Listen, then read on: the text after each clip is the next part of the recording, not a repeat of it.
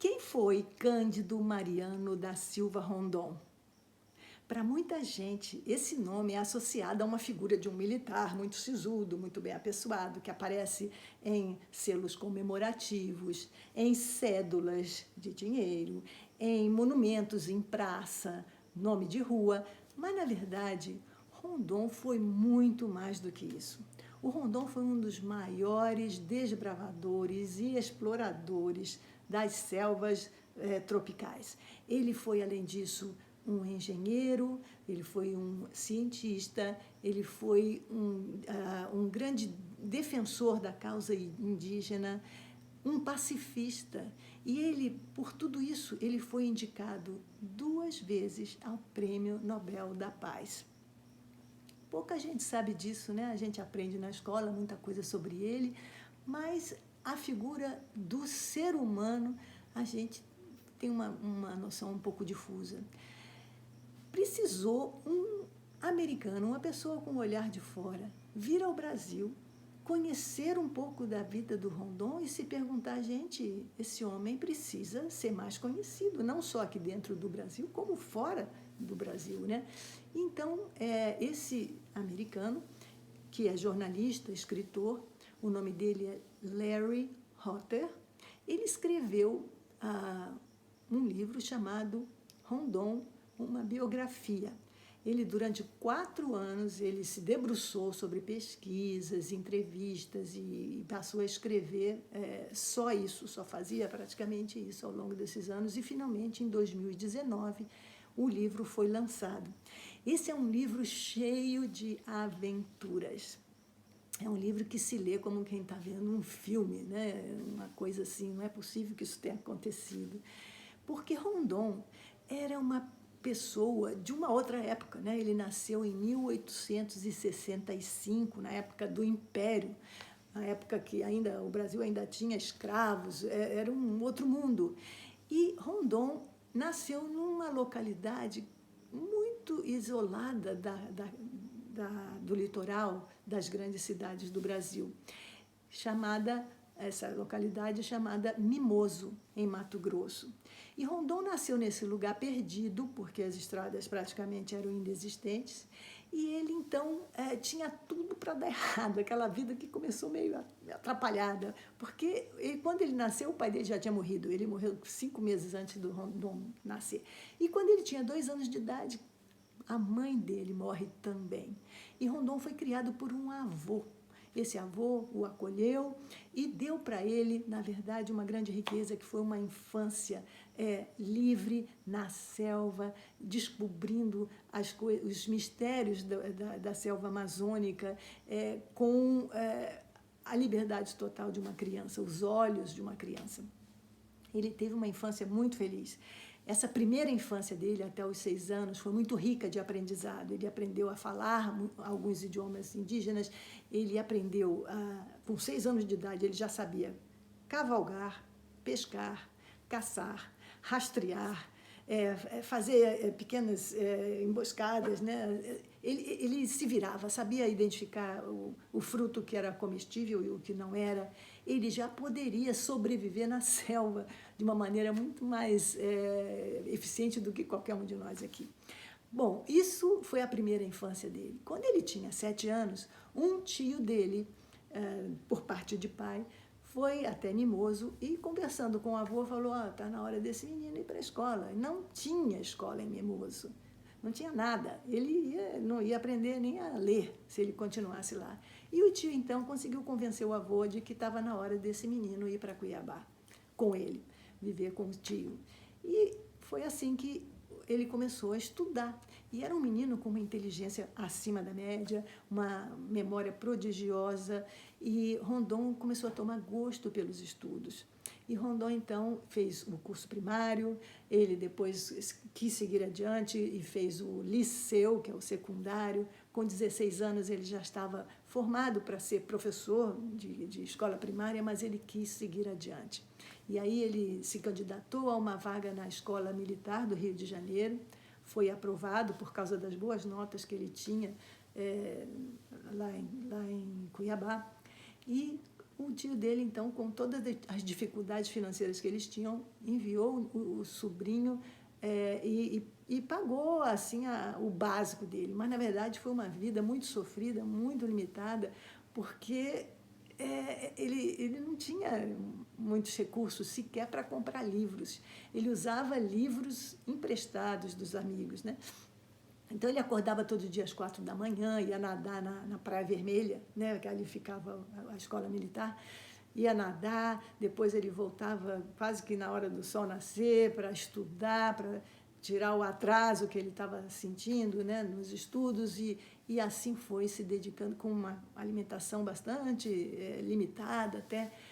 Mas ele tinha muitos amigos, e esses amigos deram muito apoio para ele. Os professores da escola também gostavam muito dele. Então, aos poucos, ele foi conquistando essa criança que era órfã de pai, de mãe, que tinha tudo para dar errado, entre aspas. Ele, na verdade, ele foi conquistando seu lugar ao sol, aos poucos, pelo próprio mérito.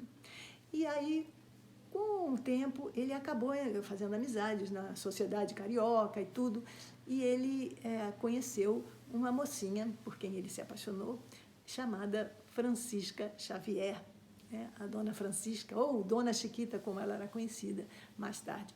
A Dona Chiquita tinha 19 anos quando eles se casaram. E aí eles se casaram, e logo depois da lua de mel, o Rondon foi enviado para um projeto muito importante, que era a construção de linhas telegráficas nessa região de onde ele tinha saído, ali no Mato Grosso. E os dois foram e começaram a vida de casados nessa região. A Dona Chiquita foi uma das maiores incentivadoras da vida do Rondon, tanto da vida familiar quanto da vida profissional também. Mas o Rondon tinha, assim, a favor dele, na vida profissional, o fato dele saber falar nada menos do que 6 idiomas indígenas. Então, ele tinha uma facilidade de comunicação, uma facilidade de entendimento com a cultura dos índios, que facilitou muito o trabalho dele de mapeamento da região, né, de conseguir entender o que estava acontecendo por ali, porque os mapas eram muito incompletos, quando não incorretos completamente, né?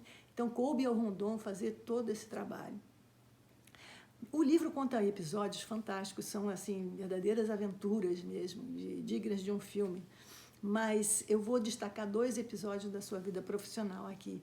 O primeiro foi quando ele estava embrenhado no mato com uma equipe de colegas do exército, e eles foram atacados por uma tribo que era muito agressiva e não queria conversa com o homem branco, que era a tribo dos Inhambiquaras. E ele foi, então, atacado com flechas envenenadas. Uma dessas flechas atingiu o peito do Rondon, mas por uma dessas sortes do destino, ele estava usando uma bolsa de couro, uma bandoleira de couro, como eles chamam, a tiracolo, e essa bandoleira foi que recebeu a flecha, mas que nunca chegou a atingir o peito dele. E ele então se levanta e arranca a flecha, e os índios, quando veem aquilo, acho que eles pensam que o Rondon estava sob a proteção dos espíritos de grande poder da floresta, alguma coisa assim, porque pensaram que ele tinha morrido. Daqui a pouco ele está em pé, tirando a flecha do peito e sai correndo. Os colegas do Rondon, nessa hora, tentaram revidar, né, com arma de fogo, para se defenderem também, porque eles estavam sendo atacados de todos os lados. Mas Rondon, nessa hora, ele proibiu qualquer tipo de revide, qualquer tipo de ataque por parte da equipe deles. E ele tinha um lema muito forte que norteou toda a sua vida profissional e pessoal. Era morrer se preciso for, matar nunca. Esse foi, assim, o grande norte da vida dele, que prevaleceu até o fim da vida dele. A proteção, aquela causa de proteger a cultura e o próprio índio no seu meio ambiente. O outro episódio que foi muito interessante, da maneira como foi contado no livro, foi talvez o episódio mais conhecido da vida profissional do Rondon. Foi uma expedição especial que o governo brasileiro organizou para receber o ex-presidente norte-americano, o Theodore Roosevelt, que pediu assim: olha, eu preciso de uma ajuda porque eu gostaria de fazer uma expedição pelo Amazonas. Ele tinha meio que se desencantado da política americana, já tinha completado o mandato dele lá, e resolveu, então, viajar. Ele era um homem muito culto, gostava de aprender coisas novas o tempo todo, e muito aventureiro também. E ele, então, ele foi com seu próprio filho para o Amazonas, pensando em escrever um livro depois e fazer conferências também sobre a aventura dele. E assim foi feito, só que ele não tinha ideia do que era o Amazonas, né? E o Rondon era a pessoa que mais conhecia aquela região. No começo houve assim um certo estranhamento, porque o Rondon não estava muito afim de ajudar um grupo de americanos para fazer turismo ali naquela região, que é uma região meio inóspita, meio perigosa mesmo. E o Roosevelt queria mais era fazer caçadas, do jeito que ele tinha já feito na África, e lá na Amazônia não tem muito o que caçar. Os perigos são outros, né? Não tem assim animais muito grandes para você levar como troféu para casa. Mas, enfim, com o tempo, isso foi relatado de uma forma muito interessante, os dois líderes dessa expedição, Rondon e Roosevelt, passaram a se admirar, a se conhecer melhor.